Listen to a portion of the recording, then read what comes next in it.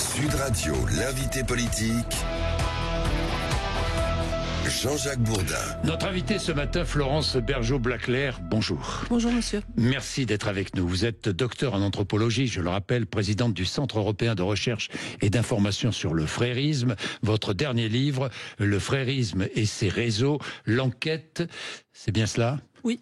Bon, c'est chez Odile Jacob. Je ne me trompe pas. C'est ça. Bien, je suis content de vous recevoir. Je pense avoir été l'un des premiers à vous donner la parole. Le premier à vous donner la parole, Florence Bergeaud-Blaclair. Vous vivez sous protection policière, je le rappelle. Tous ceux qui critiquent sérieusement l'islamisme sont ou seront tôt ou tard menacés et placés à l'extrême droite. C'est vous qui l'avez dit, qui l'avez écrit. Oui, en vous effet, êtes placé, vous êtes d'extrême droite. Je vous pose carrément la question, franchement. Non, je ne suis pas d'extrême droite, et c'est la raison pour laquelle j'ai fait ce tweet, expliquer qu'à partir du moment où on en parle, simplement en parler de façon critique, non apologétique, à ce moment-là, on est immédiatement suspect de travailler pour un parti politique, alors l'extrême droite en particulier. Bien. 10 ans après Charlie et les attentats terroristes islamistes des 7, 8 et 9 janvier 2015, vous êtes avec nous. La liberté d'expression et le droit des Français juifs à vivre en paix étaient visés lors de ces attentats.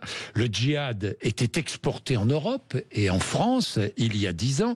10 ans après, selon vous, que reste-t-il de l'esprit Charlie ? Alors, c'est vrai qu'il y a deux choses derrière ce drame de Charlie Hebdo. Il y a d'abord, évidemment, les attaques terroristes qui ont décimé une rédaction, tué des policiers, les frères Kouachi débarquant comme ça chez Charlie Hebdo et tuant à la Kalachnikov. Et puis, il y a une autre dimension, c'est le symbole Charlie, c'est le « je suis Charlie ». Je suis Charlie, c'est la liberté d'expression de façon inconditionnelle. C'est pas je suis abonné à Charlie ou j'aime les dessins de Charlie, on peut ne pas aimer, peu importe.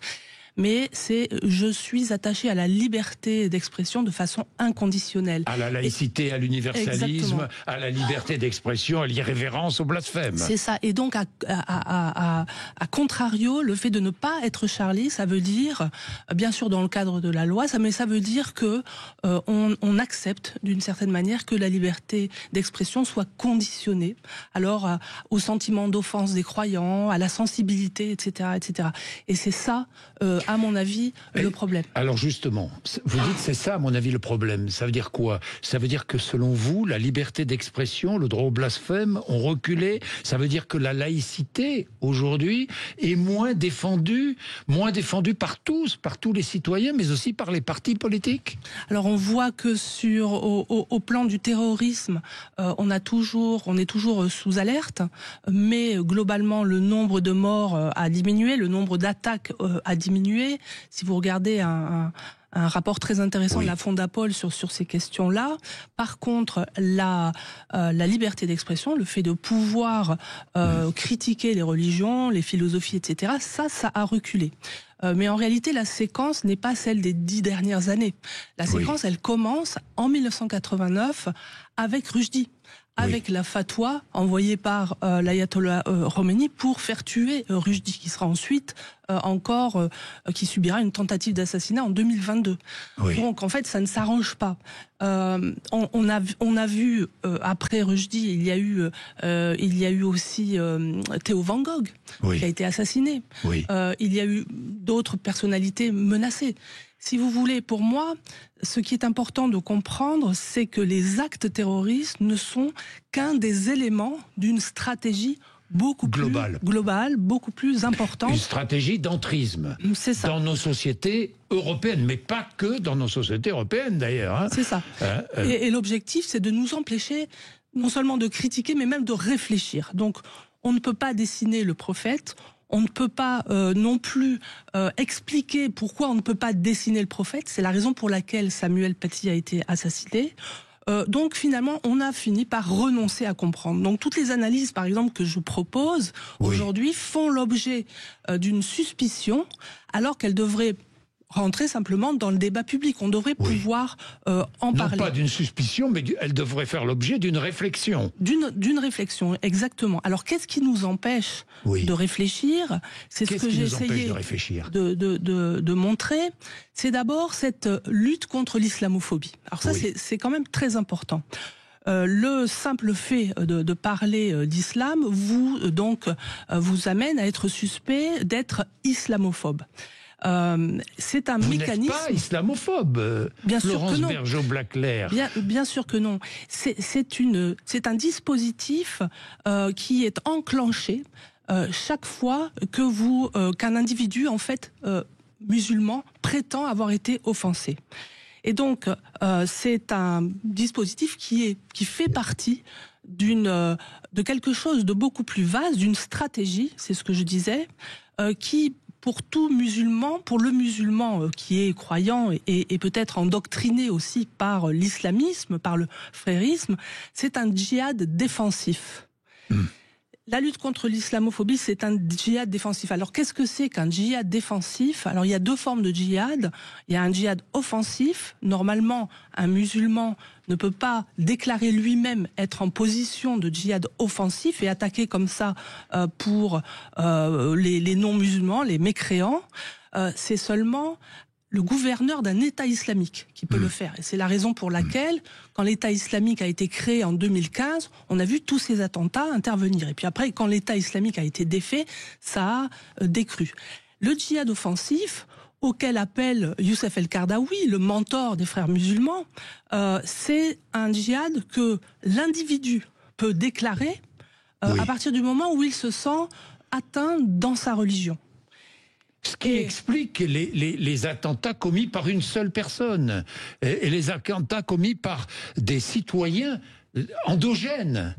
Et pas forcément des attentats d'ailleurs, ça peut être des formes de guerre psychologique. De guerre psychologique, oui. Et le fait chez les frères musulmans d'avoir fait croire en fait aux deux générations de jeunes musulmans qu'ils ne sont pas aimés par la France, qu'ils sont des victimes d'islamophobie, ça a créé une espèce de ressentiment chez eux et ils se sentent sans arrêt attaqués, malmenés, etc.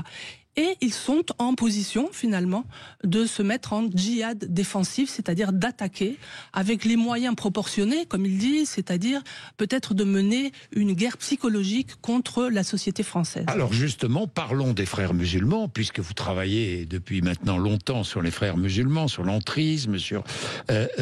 j'ai vu, il existe en Grande-Bretagne des tribunaux et des polices islamiques. Oui, alors ça c'est une particularité de la Grande-Bretagne. On connaît son arrangement en termes d'intégration, c'est-à-dire plutôt le modèle communautariste. Nous avons préféré... Exactement, nous avons préféré plutôt un modèle assimilationniste. Mais en réalité, même s'il y a des tribunaux institutionnalisés, il y a en France des tribunaux informels. En France ? Oui, de sorte que les musulmans qui ne respectent pas les règles religieuses dans certains quartiers sont exclus, maltraités, parfois menacés de mort. C'est le cas en France, bien sûr. C'est le cas des apostats, par exemple. Ceux qui quittent l'islam font l'objet de véritables de discriminations et même des menaces, des menaces de mort. Ce qui est important de comprendre, c'est que dans cette stratégie, c'est ce qu'on appelle la subversion.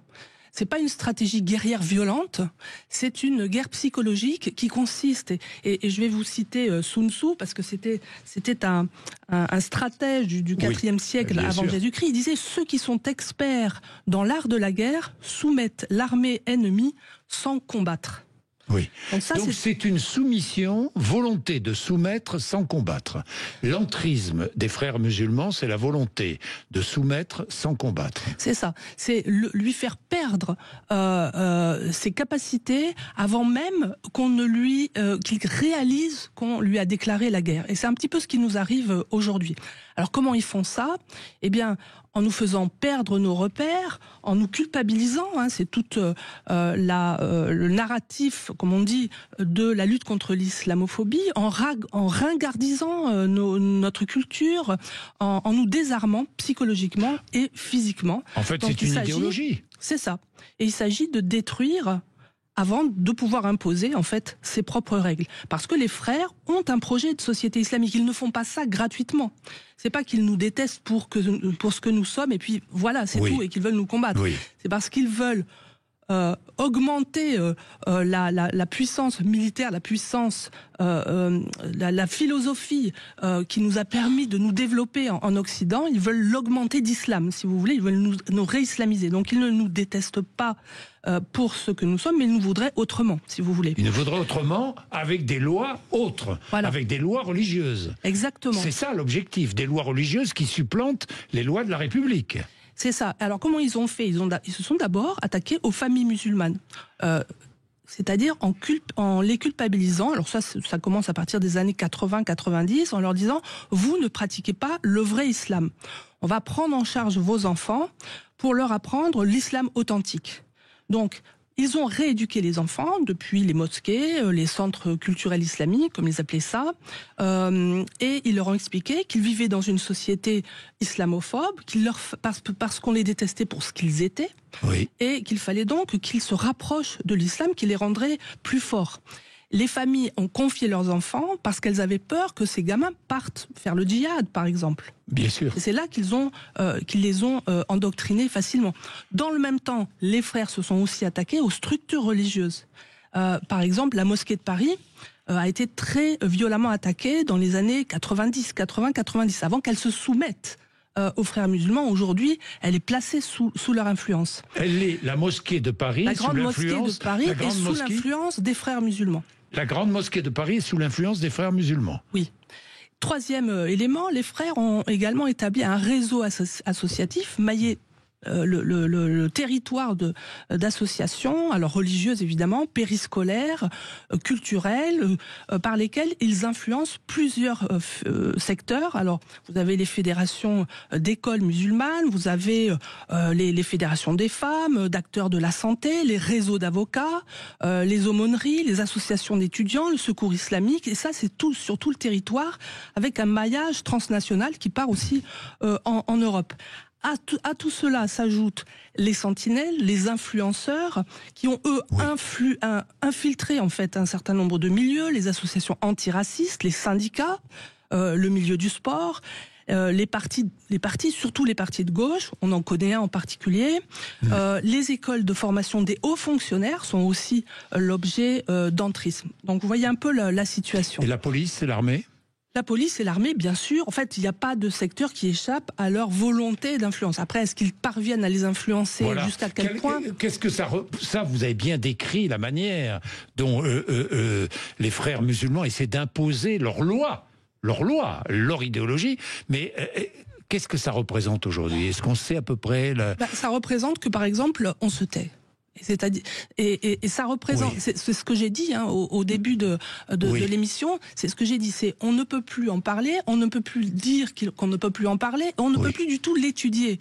Et c'est ça le problème. On ne peut plus l'étudier. C'est ça. Et à partir du moment où on ne peut plus l'étudier, on ne peut pas se rendre compte qu'une guerre nous est menée. Et donc, on n'a pas les moyens de défense. Je comprends. Et c'est vrai à tous les niveaux. Et ceux que j'ai pu rencontrer, les Français que j'ai pu rencontrer toute cette année, ces 2 années dernières, m'ont montré que eux, par contre, ils la vivent, cette guerre-là. Mais ils n'ont aucun moyen, en fait, de faire remonter ça à leurs élus qui ont d'autres intérêts. Mais c'est une infiltration. C'est une infiltration. De l'intérieur. Voilà. Une ingérence de l'intérieur qui concerne les musulmans, bien sûr, mais pas que les musulmans. Mais bien sûr, ça concerne les musulmans. En fait, c'est Yuri Bezmenov, un ancien du KGB qui était passé à l'Ouest, qui expliquait qu'une société ne peut pas être subvertie si elle ne veut pas être subvertie. Oui. Donc, quelque part, nous consentons à ça. Et pourquoi ? C'est là la difficulté pour nous, c'est qu'on a une alliance qu'on appelle islamo-gauchiste, qui maintenant touche presque toute la gauche, avant qu'elle concernait vraiment que la gauche révolutionnaire, la gauche radicale, qui quelque part s'entend pour que justement on mette un mouchoir pudique sur cette question-là. Oui. Tant que la gauche n'a pas mené cette réflexion et continue finalement à être gênée chaque fois qu'on parle d'islamisme au prétexte qu'en fait on confondrait, ce que je ne fais jamais. C'est la raison pour laquelle j'ai écrit un livre sur le frérisme pour dire que ce n'est pas l'islam, c'est le frérisme. C'est le frérisme, c'est de ça dont je parle. Ne mélangeons pas, surtout pas. Même malgré toute cette démonstration, malgré tout cela, la gauche continue en fait à ne rien vouloir savoir. Si vous regardez par exemple aujourd'hui en ce moment, il y a les grooming gangs au Royaume-Uni, c'est une affaire aussi d'islamophobie. On a caché pendant des décennies des atrocités, des viols, des tortures d'enfants au nom de pour ne pas que ce combat-là soit pris comme une atteinte à l'islam. Florence Bergeaud-Blaclair, regardons l'actualité, les déclarations d'Emmanuel Macron sur l'Algérie. Est-ce que l'Algérie est aujourd'hui sensible aux frères musulmans? Est-ce que l'Algérie est entre les mains des frères musulmans ou pas? Est-ce que l'Algérie a gardé une part de laïcité? Toutes les sociétés musulmanes, au moins pour celles qui n'ont pas interdit, tous les pays musulmans qui n'ont pas interdit les frères musulmans sont quand même sous l'influence de leur idéologie. Alors après, l'idéologie des frères musulmans, ça dépend des contextes. C'est ça qu'il faut bien comprendre. C'est pas la même partout. Elle n'agit pas de la même manière partout. Mais bien sûr, elle est présente depuis le fils en Algérie. Il faut pas oublier que le fils a été empêché d'accéder au pouvoir. Mais ça ne veut pas dire qu'il n'y est pas quelque part. Donc il faut identifier, c'est ce que vous faites. Vous travaillez pour identifier cet entrisme des frères musulmans. Vous travaillez pour nous réveiller, pour réveiller la société française, pour réfléchir. Travailler pour la société. Ces questions devant là. Partout en Europe? Oui, c'est vrai partout en Europe. Tous mes collègues me rapportent des faits qui sont tout à fait similaires, y compris d'ailleurs des pourcentages. Par exemple, on a 52% des lycéens en général qui pensent que le droit de critiquer de manière outrageante une religion n'est pas correct. Et c'est 78% des lycéens musulmans. Ça c'est pour la liberté d'expression. Mais pour le rapport à la règle religieuse, à la charia, on a 57% des jeunes musulmans qui pensent que la charia est plus importante que les lois de la République. Oui. On a même 65% des lycéens qui pensent ça. Donc c'est quand même une situation très préoccupante. Oui. C'est une partie de notre jeunesse. Des générations futures. Voilà, c'est une partie de notre jeunesse, quelque part, pense qu'il faut laisser la charia s'instaurer dans notre pays. Oui. La théocratie n'est pas compatible avec la démocratie, donc ça fera un conflit ouvert. Oui, ça créera forcément un conflit ouvert, c'est ce que vous nous dites. En fait, c'est un avertissement. Hein. Votre travail est un avertissement, Florence Bergeaud-Blaclair. On peut aussi le prendre comme ça. On peut aussi le prendre comme ça. Je voudrais terminer sur la Syrie. La Syrie... Bon, je sais que la communauté internationale est en train d'essayer de créer des liens avec la Syrie, peut-être freiner les ardeurs islamistes du nouveau pouvoir syrien. Qu'en pensez-vous ? Que pensez-vous de ce nouveau pouvoir syrien ? Bon, je ne connais pas, je ne suis pas spécialiste de cette ère géographique, mais je n'ai pas l'impression qu'on a pris Joulani au sérieux. C'est un ex-djihadiste, soi-disant. Pour moi, je ne vois pas la différence entre l'islamisme et le djihadisme. Le djihadisme, c'est juste c'est le bras armé en fait de l'islamisme. Joulani a conservé la même idéologie, mais il n'est pas idiot. Ça a l'air d'être un homme intelligent qui sait que pour arriver et prendre la Syrie, il faut plaire aux Occidentaux. C'est Gilles Kepel, je crois, qui disait il a été relooké par le Qatar et la Turquie. C'est ça.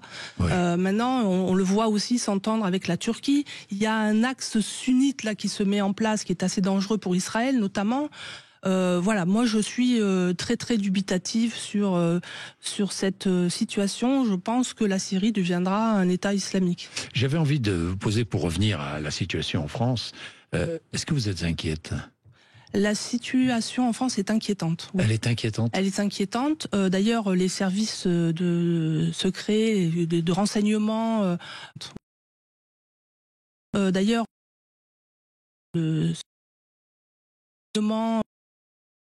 pas seulement en Europe. C'est pas que l'immigration. Oui. On a déjà un islamisme maison. Oui, ce n'est pas que l'immigration. C'est un facteur aggravant. Parce que les frères musulmans se nourrissent aussi sur une population. De l'apport démographique, bien sûr. Oui, mais se nourrissent aussi nourrissent une population qui n'est pas forcément une population immigrée. C'est ce que je veux dire. Ah, bien sûr. D'ailleurs, l'idéologie a été concoctée de toute façon en Occident. C'est sur les campus américains et européens que cette idéologie a pu fleurir. Oui, a pu fleurir. Vous pouvez travailler librement aujourd'hui ou pas ? Non. Non. Il y a 2 ans, je vous disais oui. Oui, je me souviens. Aujourd'hui, je vous dirais non. Aujourd'hui, vous ne pouvez plus travailler je suis librement. Entravée par le CNRS, oui. Ça, je peux effectivement le dire. C'est-à-dire, vous êtes entravé ? Je ne suis pas aidée. C'est-à-dire que il y a des procédures disciplinaires qui sont engagées contre moi. Oui. Pour des raisons politiques. Oui. Donc, effectivement, et ça n'était pas le cas il y a 2 ans. Alors que je suis complètement apolitique. Je voudrais le préciser, parce que on peut parler de ces questions-là sans être engagé politiquement. Je voudrais parler sans être engagé. Vous êtes une... Il y a des partis... Moi, mon faire et ensuite de le diffuser. C'est ce que je fais. En tant que fonctionnaire du CNRS, c'est ce que je fais. Vous n'êtes pas une idéologue qui combat une idéologie. Vous comprenez ce que je veux dire ? Attention, parce que cette idéologie théocratique, me menace moi-même en tant qu'anthropologue, en tant que chercheur, en tant que scientifique. Donc je ne peux pas ne pas prendre position par rapport à cette idéologie-là. Mais j'essaie de faire comprendre de la façon la plus objective la façon dont cela fonctionne, parce que c'est la seule arme psychologique qui va nous permettre de combattre cette guerre psychologique. Merci beaucoup, Florence Bergeaud-Blaclair, d'avoir accepté de venir aujourd'hui. Vous êtes docteur en anthropologie, je le rappelle, présidente du Centre européen de recherche et d'information sur le frérisme. Votre dernier livre, Le frérisme et ses réseaux, l'enquête, chez Odile Jacob. Merci. Il est 8h57, vous êtes sur Sud Radio. Patrick Roger, juste après le journal.